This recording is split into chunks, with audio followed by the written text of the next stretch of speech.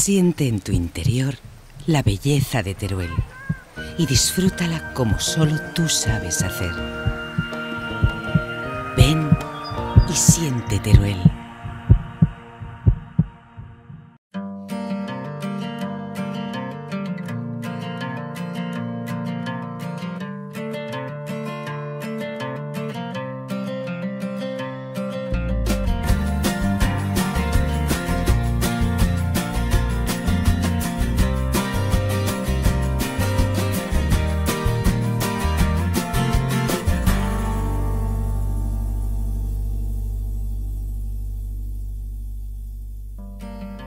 Corrupción hay en todos los sitios y lo que hace falta es el imperio de la ley. La justicia, si no es rápida, no es justicia.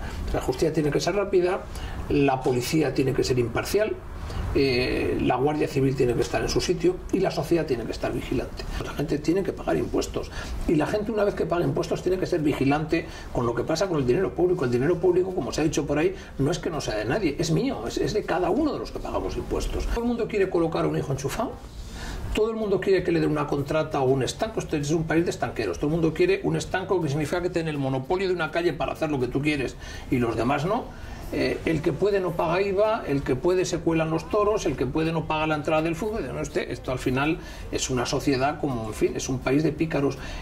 En España las familias van haciendo los deberes, tienen menos deuda, las empresas más o menos también. Y quien no lo ha hecho es el Estado, que gasta mucho más de lo que ingresa y no ha hecho más que soltar dinero pagado al 0% al Banco Central Europeo para que no estalle la burbuja. El empleo se genera favoreciendo al empresario. Si al empresario se le ponen más impuestos, pues al final, en vez de venir a invertir a España, se van a invertir a Nueva Zelanda o a Canadá, donde sea, pero no vienen aquí. Pues el dinero público, pues a veces es pan para hoy y hambre para mañana. Lo que hace falta no es darle peces a la gente, sino permitir que pesquen o enseñarles a pescar. Yo he estado en la comisión bilateral con crítica de mucha gente. Y he estado gratis a Tamore, como en casi todas las cosas que estoy en Aragón. Desde luego, cuando yo estuve en Endesa, el carbón no se discutía, ni el carbón ni la térmica, no se discutió nunca. Y ahí, en fin, y ahí me paro. Hay que tener turolenses en puestos clave y hay que apoyar a los turolenses que están en puestos clave. O sea, nuestros vecinos lo hacen muy bien. Yo en ese aspecto tengo envidia de comunidades vecinas donde están todo el mundo de todos los partidos pidiendo todos juntos, oyendo todos juntos a reclamar o a exigir o a lo que sea en los sitios donde están.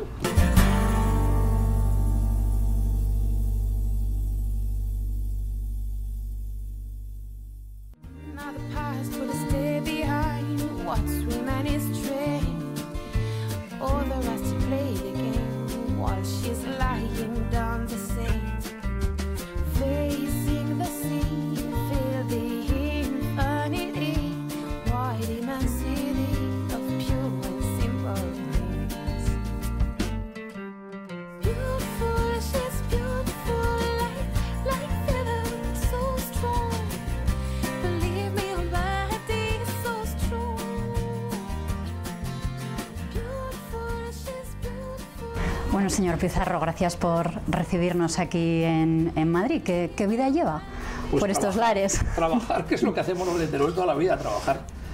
Y bueno, siempre que hace falta alguien que trabaje, nos llaman afortunadamente y arreglar cosas. Yo creo que, lo digo siempre, ayer lo decía en mi despacho, que a la gente de Teruel nos llaman cuando hay siempre un lío que no arreglan, pues gente que lleva mucho tiempo en los sitios, pues aparecemos nosotros.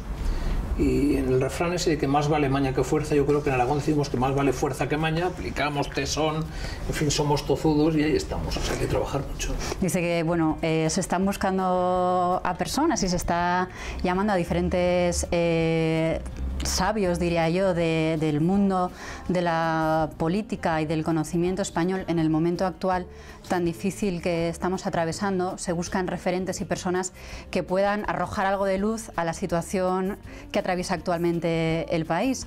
Yo creo que usted es una de esas personas en las que mucha gente se está mirando y pide referencia actualmente, sobre todo por el papel que han tenido a lo largo de la etapa democrática. Usted estuvo en el inicio, en la etapa preconstitucional incluso. ¿Cómo ve la situación actual y esa mirada al pasado que se está haciendo constantemente, pidiendo pactos, diálogo y un poco de altura política?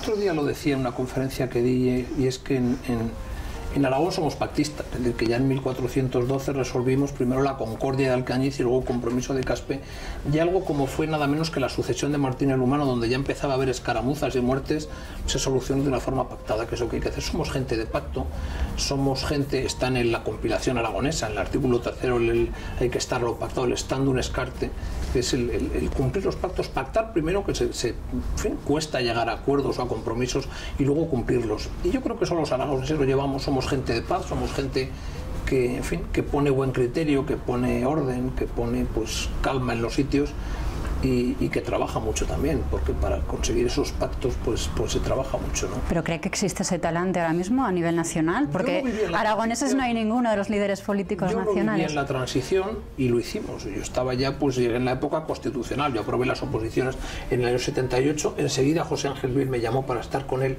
en el ente preautonómico, hicimos el estatuto de autonomía de Aragón. A mí me tocó ser el asesor de la mesa de diputados provinciales y diputados y senadores que hicieron el proyecto de estatuto o el anteproyecto de estatuto, y había ese acuerdo, había unos consensos básicos, que era la convivencia, que era la concordia, que eran las ganas de vivir en libertad, de pensar que la ley nos protege. Y eso seguramente se ha perdido, esa affectio societatis pues se está perdiendo, y es una pena. Seguramente no se educó suficientemente a la gente joven en lo que aquello supuso, en esos principios, esos valores. Y luego hay algo tremendo, los que hicieron la transición, los mayores nuestros, de la gente que tenía entonces, yo tenía entonces 26 años cuando la Constitución, pero la gente que tenía 36 o 40 o 50 o 60 venía de la guerra civil y valoraba mucho lo que era la paz, la concordia, el no volver atrás, el mirar solamente para adelante. Y los que no han vivido ese tiempo y se han desarrollado en época de bonanza, pues se cree que la libertad es algo que está ahí. Y la libertad, como decía Popper, sobre todo en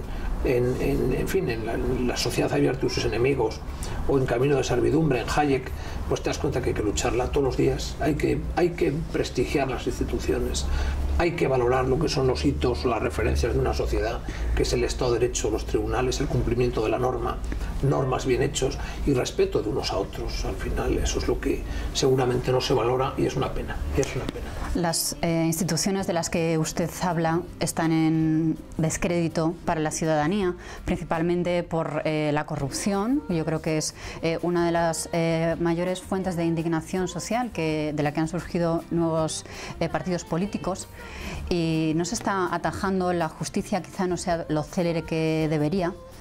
Y esto está afectando ahora mismo sobremanera al Partido Popular, en el que usted estuvo un breve periodo, y ha sido muy crítico también con la corrupción. ¿Cómo lo ve? Pues que tienen que funcionar las instituciones. Corrupción hay en todos los sitios, es decir, está en la naturaleza humana, está en el Génesis, está, en fin, cuando uno lee historias de hace, en fin, 2000 años. Lo que hace falta es el imperio de la ley, es que la justicia funcione, que la justicia sea rápida. Yo siempre pongo el caso de Madoff en Estados Unidos. Madoff, detectan el problema de Madoff en septiembre, y en el mes de abril está condenado por sentencia firme. Y aquí estamos juzgando asuntos o hechos que pasaron hace 15 años. O sea, no puede ser 15 años donde, si un señor es inocente, que esté 15 años bajo sospecha, y si un señor es culpable, pues yo creo que lo que querrá es que lo juzguen cuanto antes y cumplir cuanto antes su condena, pero no estar 15 años bajo sospecha y luego a lo mejor 4 o 5 años más en la cárcel, ¿no? Y bueno, pues la justicia, si no es rápida, no es justicia. La justicia tiene que ser rápida, la policía tiene que ser imparcial, la Guardia Civil tiene que estar en su sitio, y la sociedad tiene que estar vigilante. La sociedad tiene que estar vigilante. Yo seguramente, pues, en fin, de los pasajes que más cito es el pasaje del Lazarillo, donde cuando alguien come de 2 en 2 y el otro no protesta, es que se come de 3 en 3. Aquí todo el mundo pues piensa en los demás, pero nadie ve que uno come de 2 en 2, que no quiere pagar el IVA en la factura, que se salta no sé qué, que si puede entrar sin entrada, pues entra sin entrada a un sitio. Todo es una cultura, unas virtudes cívicas que hay que poner en valor y que la gente tiene que respetar. El pago de impuestos, la gente tiene que pagar impuestos, y la gente, una vez que paga impuestos, tiene que ser vigilante con lo que pasa con el dinero público. El dinero público, como se ha dicho por ahí, no es que no sea de nadie, es mío, es de cada uno de los que pagamos impuestos, y por tanto todos tenemos que estar vigilantes con lo que hace con el servidor público, que es un servidor de todos nosotros, con un dinero que ponemos todos nosotros para que haga cosas. Ejemplar al final es el señor pues que entra cuando debe, que sale cuando debe y que hace su labor con celeridad, ¿no? Le quería preguntar precisamente por la ejemplaridad, porque me sorprendió precisamente este domingo con la dimisión de Esperanza Aguirre. Estaba viendo yo un programa de televisión nacional y salió su nombre. Sí, y me llamó mucho la atención porque habíamos quedado 2 días más tarde, porque se habló de que su figura había sido hace unos años propuesta como un posible fiscal de la corrupción interna, en este caso del Partido Popular, pero que su figura, por todo lo que usted había dicho en contra de la corrupción y a favor de las medidas ejemplarizantes, se ponía en valor por este motivo precisamente y se apenaban de que eso no se hubiese llegado a llevar a término. No, cuando hablamos, si es que está todo inventado, es que estamos pagando a los fiscales para que hagan de fiscales, a los jueces para que hagan de jueces, a los policías para que hagan de policías. Entonces, cuando las cosas están inventadas, lo que hace falta es exigir que el que lo tenga que hacer lo haga. Pero yo creo siempre, en fin, a mí me gusta, ahora voy menos a los toros, ¿no? La figura del espontáneo es siempre una figura muy rara, o sea, porque un señor pues tiene que hacer el paseillo vestido con traje de luces, sale un toro y en fin, y se juega la vida como Dios manda. Pero el espontáneo que es un señor con gabardina, es decir, que ya va adecuado para el tendido, pero inadecuado para el ruedo. Entonces, pues ya sale un señor con una gabardina, le da unos pases al toro, despista al toro, descoloca al torero. Los espontáneos son muy malos, es decir, que lo que hace falta es pedir que funcionen las instituciones y que la gente sea ejemplar, y el que no lo sea, pues si hay algo que aunque no sea ilegal, no corresponde con lo que tú has dicho, pues uno al final, pues lo normal es que dimita. Yo ahí, en fin, soy enamorado, no en todo, que tiene sus defectos, de los Estados Unidos como sociedad abierta, ¿no? Y Nixon se va no por espiar a la oposición, que la espiaba, sino por mentir a los americanos. Eso seguramente está muy metido en fin, en el protestantismo, donde lo importante no es tanto pecar, que lo es, sino no decir la verdad. ¿Cree que si hubiese habido más mano dura con esto y más seriedad respecto a la corrupción, estaríamos en un panorama político diferente? Pues seguramente, pero todo el mundo quiere colocar a un hijo enchufado. Todo el mundo quiere que le den una contrata o un estanco. Este es un país de estanqueros. Todo el mundo quiere un estanco, que significa que tiene el monopolio de una calle para hacer lo que tú quieres y los demás no. El que puede no paga IVA, el que puede se cuelan los toros, el que puede no paga la entrada del fútbol. No, esto al final es una sociedad como, en fin, es un país de pícaros. Ahora mismo sabemos hacia dónde queremos ir, porque hay claramente 2 Españas, una que está proponiendo un tipo de camino y de economía totalmente dirigida hacia las clases más desfavorecidas, que está poniendo en duda la actual formación del país, incluso nuestro papel dentro de Europa, y otra España mucho más liberal. Yo ¿Hacia dónde queremos ir? Está todo inventado y uno quiere ver a qué quiere parecerse. Si uno se quiere parecer a Venezuela, pues acabará como los venezolanos, es decir, donde hace poco vino un buen amigo que era el presidente de la Bolsa de Venezuela cuando yo era de Madrid, y en Venezuela no hay productos en las farmacias. Viene a España, va a una farmacia y se lleva medicamentos porque allí están desabastecidos. Bueno, ese es un modelo, y no hay seguridad jurídica, y tiene a la oposición encarcelada. O el modelo es Irán, donde la gente, pues van las señoras tapadas y allí pues se persiguen una serie de cosas que aquí no se persiguen. Y otras son las sociedades abiertas, que son sociedades pues como la americana o como la alemana o como la francesa. Yo desde luego prefiero pertenecer a una sociedad como la europea o como la estadounidense. Y cuando uno pues quiere pertenecer a ese ámbito, pues tiene que hacer lo que hacer en ese ámbito, que es Estado de Derecho, transparencia, exigencia, responsabilidad, y algo muy importante que son lo que llaman los anglosajones checks and balances, es decir, controles. Bueno, de eso habló ayer Pablo Iglesias, que me sorprendió que precisamente nombró el check and balance anglosajón y además defendía el endeudamiento de España en 96.000 millones de euros más. Pues en cuanto a la deuda, yo creo que los presupuestos tienen que estar equilibrados. En lo demás, pues a lo mejor ha leído a Hayek o ha leído a Popper y se ha convertido. Es decir, que en vez de leer a Chávez y a los, en fin, imanes de Irán, pues a lo mejor lo ha leído Hayek o Popper y, bueno, bienvenido al club, ojalá.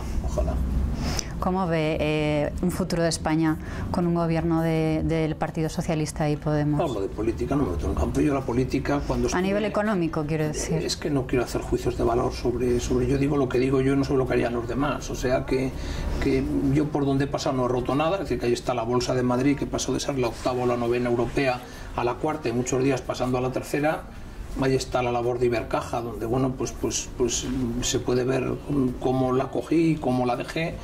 Y ahí está Endesa, donde multiplicamos por 5 el valor de la compañía, de 8 a 40, o sea y además era española y además se seguía invirtiendo en Andorra, nuestra querida ciudad turolense. Luego lo haremos de eso. En fin, nadie ponía en cuestión ni el carbón ni nada de lo que hagan los demás, pues cada uno tiene que responder de lo que haga. Pero cuando uno deja la política, pues lo que hace es pasar página, decir, mire usted, ahí estaba yo, ahí está el debate mío para el que lo quiera ver. Y desgraciadamente el tiempo que usted fue el que avanzó la crisis en 2008 con Pedro Solbes en ese debate. Me dio la razón, o sea que los de Teruel somos muy tozudos, la gente de Aragón somos muy tozudos, y uno, no digo que esté en posesión de la verdad, pero no mentimos, es decir, decimos lo que creemos, lo que vemos, lo que pensamos, y desgraciadamente pues lo que dije lo dije en aquel debate, con educación, sin faltar a nadie. La gente a veces en esos debates que de espectáculo, yo soy muy respetuoso con el adversario siempre. En el caso de Pedro Solbes, pues teníamos una buena relación antigua, que se veía allí, es decir, que fue una discusión que podía haber sido entre miembros del Parlamento inglés seguramente. Pero bueno, pues cuando estuve en política ya dije lo que tenía que decir y he procurado demostrarlo con hechos por donde pasaba. Entonces lo que hemos hecho es vivir por encima de nuestras posibilidades y ir aumentando la deuda. Como los bancos centrales empiezan a asustar de eso, pues lo que hacen es que para poder devolver el doble de deuda, bajar los intereses a cero. Y cuando pones el precio del dinero a cero, no se ahorra, es decir, justo lo contrario de lo que hay que hacer. O sea, lo que hay que hacer es ahorrar para no endeudarte más. Pues lo que estamos haciendo es favorecer que no se ahorre, porque el ahorro no lo primamos, lo estamos poniendo a cero. Y cuando los gestores mundiales de capitales su dinero no se lo retribuyen, entonces empiezan a hacer tonterías, se meten en operaciones extrañas, en operaciones, pues en fin, de todo tipo que yo conozco de cuando estuve en la bolsa, hasta que al final creas una burbuja tremenda que se rompe. Y estamos generando la próxima burbuja. Eso le quería preguntar, ¿qué es lo que se está diciendo? Si estamos ante una nueva crisis mundial. Los mercados ahora es que estamos generando la nueva burbuja porque no hemos desinflado el sufre anterior. Y España entra en la crisis con unos 35%, 40% de deuda sobre PIB. Estamos en el 100%. Es decir, que no solamente no hemos ajustado la economía, sino que estamos en el doble de deuda sobre PIB. Pero es que los Estados Unidos están igual, es que Europa está igual. Y eso es un problema que hay que manejar, y se maneja con las virtudes contrarias hasta a lo que hemos dicho. Primero, exigiendo responsabilidad al que lo ha hecho mal. En Estados Unidos, que es donde se generó, no se ha exigido responsabilidad a nadie. Cuando digo a nadie, a nadie. En España, las familias van haciendo los deberes, tienen menos deuda, las empresas más o menos también, y quien no lo ha hecho es el Estado, que gasta mucho más de lo que ingresa, y no ha hecho más que soltar dinero pagado al 0% al Banco Central Europeo para que no estalle la burbuja, pero no. ¿Y qué debe hacer el Estado para ingresar más dinero? Porque no, para gastar menos. Para gastar menos y ganar más, perdón. Subir los impuestos, deduzco que no es lo que usted el señor que tiene una tienda y dice, como me compran pocos zapatos, voy a ponerlos al doble y entonces ganaré más. No, lo que pasa es que a usted no le van a comprar más zapatos. Generar empleo. Y aquí, claro, pero el empleo se genera favoreciendo al empresario. Si al empresario se le ponen más impuestos, pues al final, en vez de venir a invertir a España, se van a invertir a Nueva Zelanda o a Canadá, donde sea, pero no vienen aquí. Y que un señor que puede poner una fábrica en Teruel o en Zaragoza o en Binefar, en vez de ponerla en España, pues la pone en Canadá porque tiene más seguridad jurídica, menos impuestos y le hacen la vida más agradable. O sea, el empleo lo generan los empresarios. Así de claro, en todo el mundo. Más allá de la gran economía. Empresarios que ganen dinero, profesionales que ganen dinero, y algo muy importante que se está deshaciendo en esta crisis. Una clase media, que es la que viaja, que es la que estudia. El pequeño ahorrador, que es lo que yo le quería preguntar. ¿Que se asusta ahora el pequeño ahorrador? El pequeño señor, la pequeña familia que viaja, que compra periódicos, que lee libros, que compra su casa o su segunda residencia si puede, que paga los estudios de los hijos, bueno, y que es el tejido y la estabilidad de una sociedad. Cuando eso se deshace, se está deshaciendo una parte del tejido social muy importante y se crea una desesperanza muy grande para toda esa gente que con gran esfuerzo pasó de asalariado a autónomo y de repente pues se le ha hundido el pequeño negocio que mandó, y no solamente es que vuelva a asalariado, vuelve al paro, a cobrar un subsidio sin esperanza y encima con una deuda muy grande por todo lo que debía. Esa es la tragedia de toda esta crisis, que es lo que hay que poner manos a la obra. Pero eso no se arregla solamente poniendo dinero público en marcha. O sea, el dinero público pues a veces es pan para hoy y hambre para mañana. Lo que hace falta no es darle peces a la gente, sino permitir que pesquen o enseñarles a pescar. Y eso es lo que hay que hacer todos los días. ¿Cómo? Pues trabajando. Yo llegué a Madrid sin conocer a nadie. O sea, yo era el hijo de un farmacéutico de Teruel que no conocía a nadie en Madrid, mayor de 9 hermanos, no podíamos estudiar juntos todos porque no se podían pagar 3 o 4 carreras a la vez. Yo he hecho 2 oposiciones de las grandes, abogado del Estado y agente de bolsa. Y cuando llegué aquí no conocía a nadie, ahora me comía los libros y los demás estudiaban 7 horas, yo estudiaba 10. Porque no soy más listo que los demás, pero trabajas más que los demás. Yo no conozco más que trabajando, procurando ser honrado y que la gente confíe en ti. Y procurar equivocarte menos que los demás. No iba a acertar, pero todos nos hemos equivocado, pero equivocarte menos que los demás. Bueno, pues ya está. Ahora pensar que te van a traer a tu casa al trabajo, que sin moverte de casa te van a dar no sé qué y que cae un maná del cielo, yo no lo he visto en ningún sitio, en ningún sitio. Esas son sociedades que no creen en su futuro, que no creen en sí mismos, que yo lo que estudio es esfuerzo, trabajo, ahorro, gente que es fiable en lo que hace, que trabaja bien, que trabaja mejor que los demás. Así es como se sale adelante. Yo no conozco otra forma. Y si uno va a los países que van bien, no conoce otra forma. La historia, no sé, de Bill Gates, la historia de cualquiera de los que pueden ser gente que ha generado trabajo en España, de un Amancio Ortega, de Juan Rocha en Mercadona, es la misma. O sea, es una historia en fin, no quiero decir gente de Teruel, que también los hay, gente muy buena. Trabajar como fieras, más que los demás.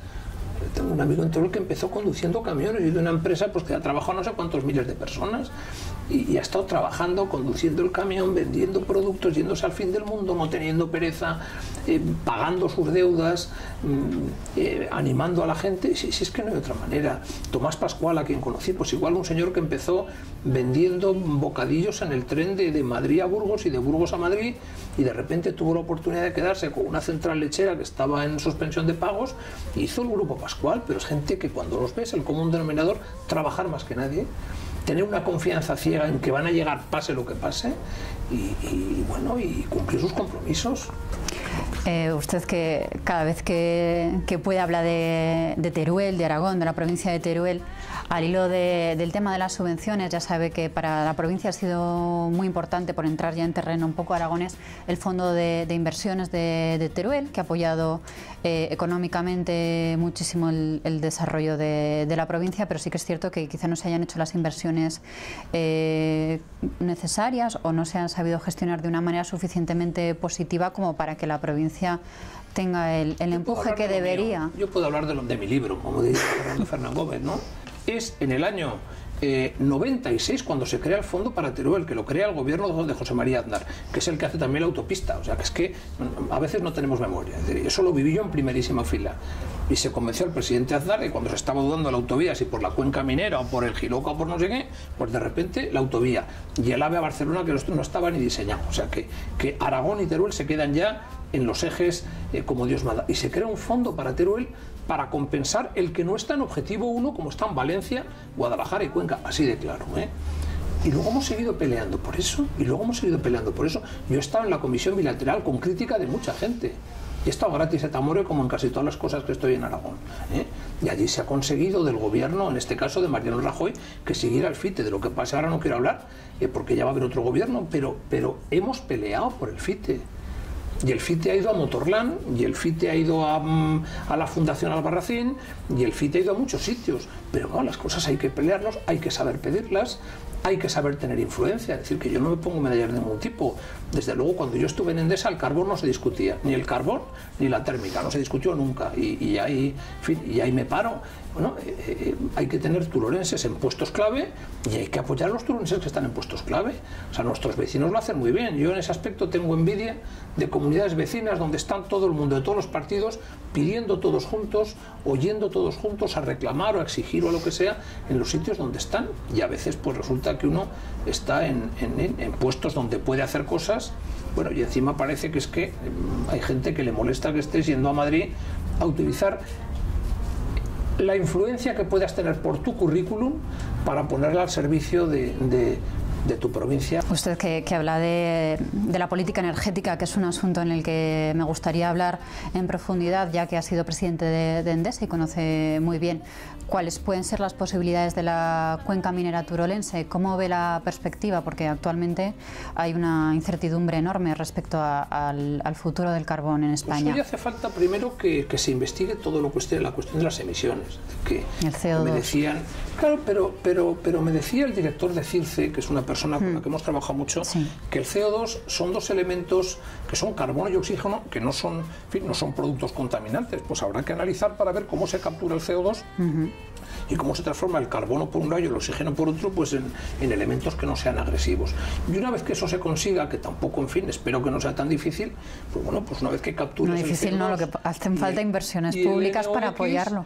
No, públicas o privadas, al final se puede hacer absolutamente todo. Es decir, que se da mucho dinero. A mí, por ejemplo, en Endesa me dolía que pagábamos dinero para permitir emisiones de CO2 de carbón de Teruel o de carbón que importábamos a sumideros de CO2 que estaban fuera de nuestras fronteras. Teruel tiene bosques, ¿no? Pues si a cada señor que cuida un bosque le dan o le pagan lo que nos ahorramos en captura de CO2 por los bosques de Teruel, y la central térmica de Endesa, en vez de comprarlo en China, pues lo compra ahí, pues mejor que mejor.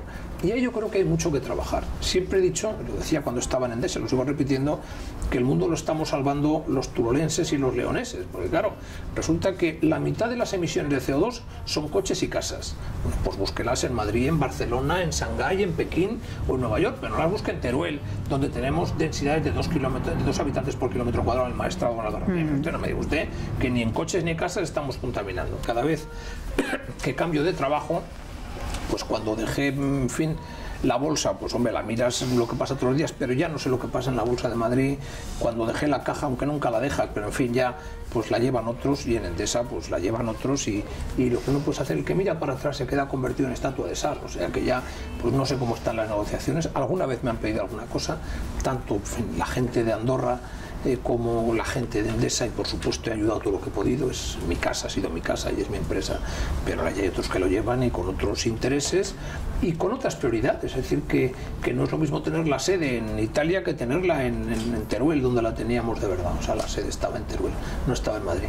Por ir acabando, y ya que me dice que no miremos atrás para no ser estatuas de sal, mirando al futuro, y al futuro de Teruel, ¿qué le gustaría a usted ver en el futuro? Pues gente que esté contenta en su tierra. Yo estoy feliz siempre que voy a Teruel, me lo dicen que me cambia la cara, o sea que voy a Teruel a cualquier sitio, o sea, a Maestrazgo, al Bajo Aragón, a Matarraña, al Barracín, a Teruel capital, me cambia la cara completamente.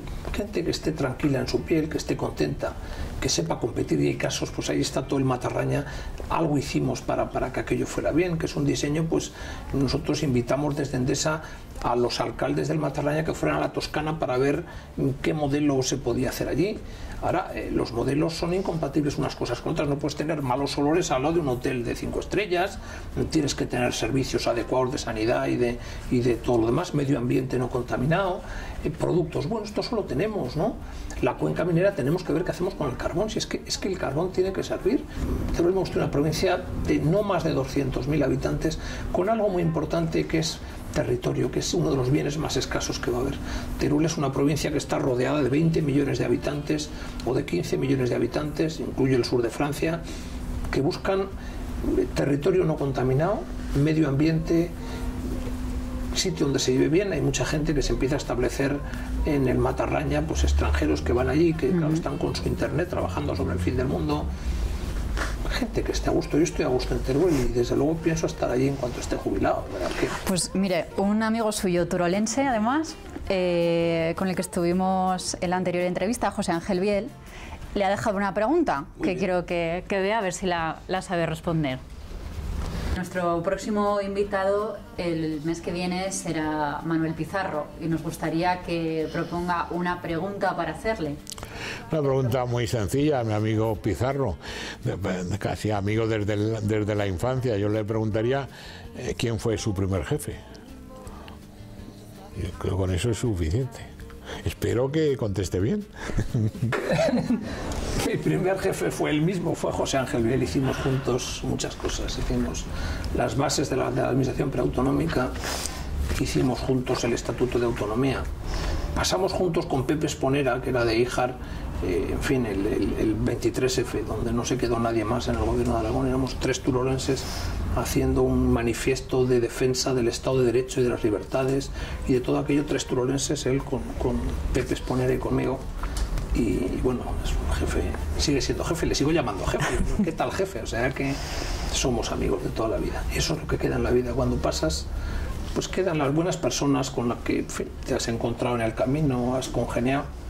Y bueno, y los recuerdos que tienes. O sea, que decía, eso lo decía Vargas Llosa cuando le dieron el premio Nobel. Y decía que al final, hablando del Quijote y Sancho, que iban con su patria a cuestas. Y la patria son personas, son vivencias y son territorios, ¿no? Y pues mi patria pues son personas como José Ángel, territorios como el turolense y vivencias pues como las muchas que tenemos en Aragón. O sea que esa es la mochila que llevamos a ciertas alturas de la vida. Muy bien, señor Pizarro. Nuestro próximo invitado es el andorrano Eloy Fernández Clemente. Me gustaría que dejase una pregunta para él. Querido Eloy, no sabes lo que me alegra que sigas en este programa y que sigas después de mí. Y eso es lo que te quería preguntar. Yo siempre hablo de que vosotros, José Antonio, tú mismo habéis ido por delante y siempre cuento lo que vosotros habéis sido para nosotros. Pero me gustaría que nos contaras también aquí, en estas cámaras, que hemos sido, pues, en fin, Mari Carmen Magallón o Federico o yo mismo para vosotros, que hemos significado los que seguimos vuestra estela e intentamos copiaros o teneros como modelo de comportamiento en la vida. Muchas gracias, Manu Pizarro, por estar con nosotros. Gracias a vosotros, encantado.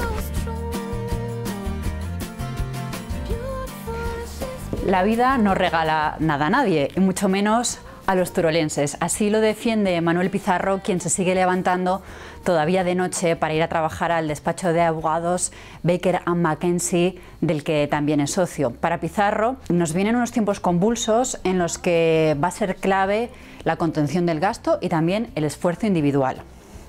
Pizarro defiende la ejemplaridad tanto en la política como también en la empresa, en la banca y en los propios ciudadanos. Defiende que quien la hace la paga, que se debe devolver el dinero no solo a nivel político y empresarial, sino también de los propios ciudadanos.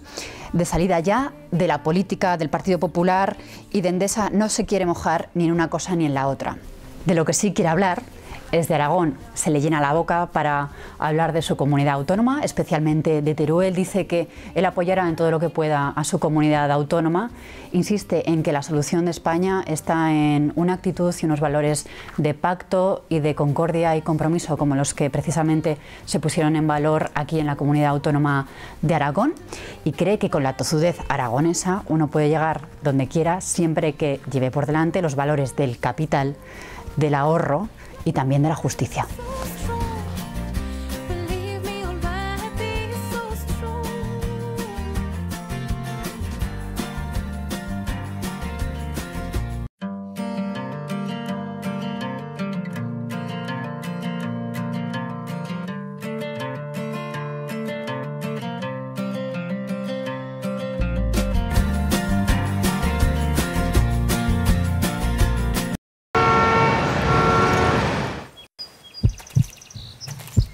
Siente en tu interior la belleza de Teruel y disfrútala como solo tú sabes hacer.